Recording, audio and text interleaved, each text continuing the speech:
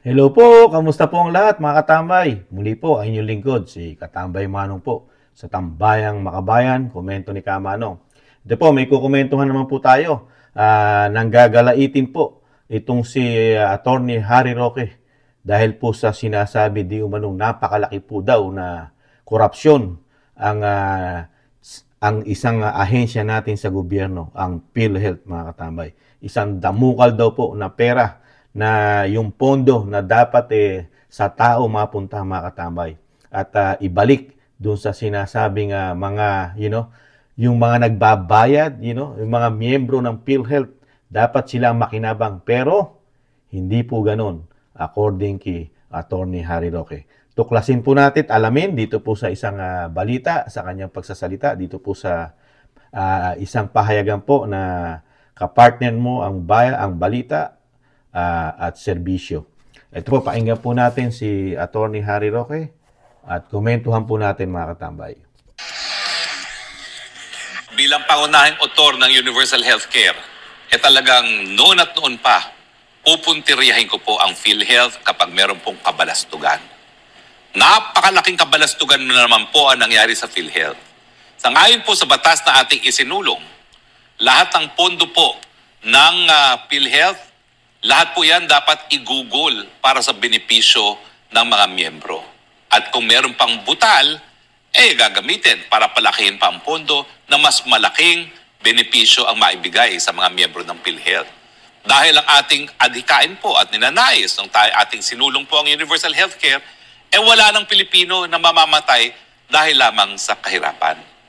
Ang problema noon ng PhilHealth, kulang ang pondo, kaya kakaunti lamang ang kanyang benepisyo na naibibigay. In fact, dati, walang benepisyo kapag hindi ka na hospital.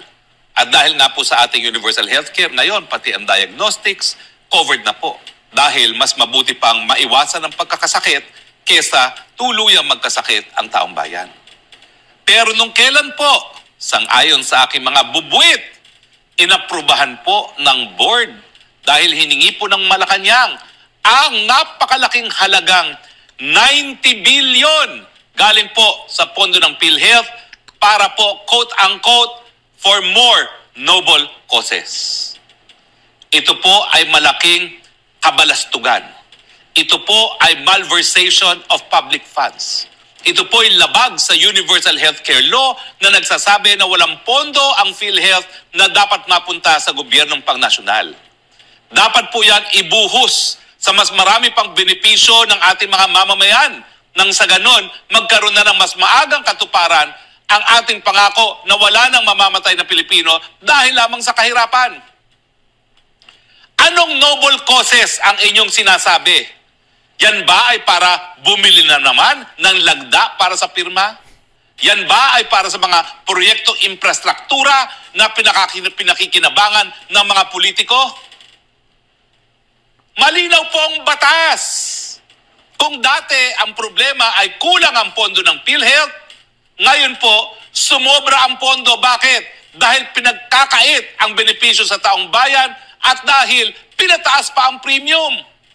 At huwag niyong pong sisihin ang batas na ating isinulong dahil yung pagtaas po ng premium, yan po ay napasa loob sa isang implementing rules and regulation na hindi po kasama dun sa ating batas na isinulong sa 17th Congress.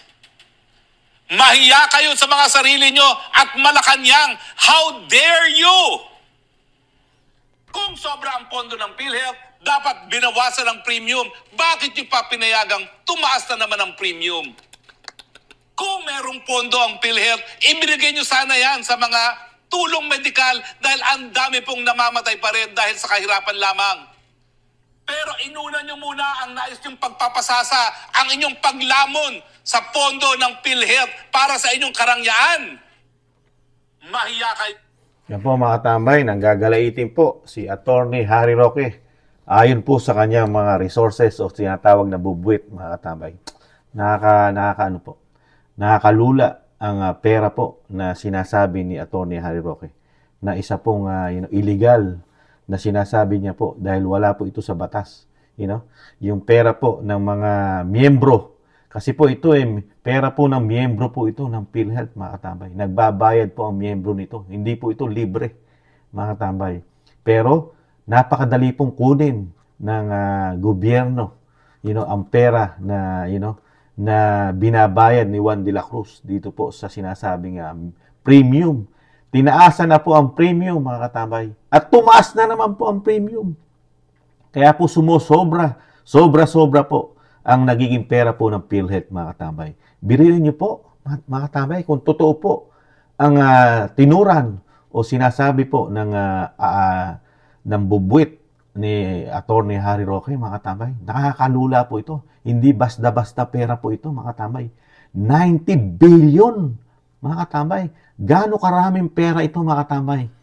Gaano karaming pwedeng gawan ito ng tulong sa mga mahihirap natin, lalo sa parte ng medical, mga katambay. Ito po, dahil nakikita po natin, lalo pagka nagkakasakit si Juan de la Cruz. Hirap na hirap po tayo kumuha ng tulong dito po sa sinasabi nating health system ng ating bansa, di po ba? At napakaliit po ng halos sinasagot ng PhilHealth, mga katambay. Hindi po lahat yung sinasabi. Depende po sa iuhulog mo, mga katambay. Pag sinabing mataas ang yung premium, baka doon pa lang, doon pa lang medyo maganda ang makukuha mo sa kanila. Pero, paano yung mga hindi, mga katambay? Na, limitado lang din ang kanilang makukuha, na tulong sa PhilHealth, mga katambay. Napakaganda po ng batas na ginawa ni Atty. Harry Roque para sa lahat. Yung sinasabi niya, pagsulong niya dito sa PhilHealth. Pero, yung pera dapat na gastusin po ito ng PhilHealth sa tao, sa miyembro. Napakadali lang po nilang, bawal na bawal pa naman, mga katambay, sa bagong Pilipinas, ang korap at ang waldas. Bawal na bawal po yan. Ayaw na ayaw po ng ating Pangulo sa bagong Pilipinas, ang mga waldas, korap, magnanakaw. Ayaw na ayaw po. At yung sinasabing palakasan, hindi po kaya ito naging palakasan dahil napakadali pong ilipat at kunin ang 90 billion, na halaga.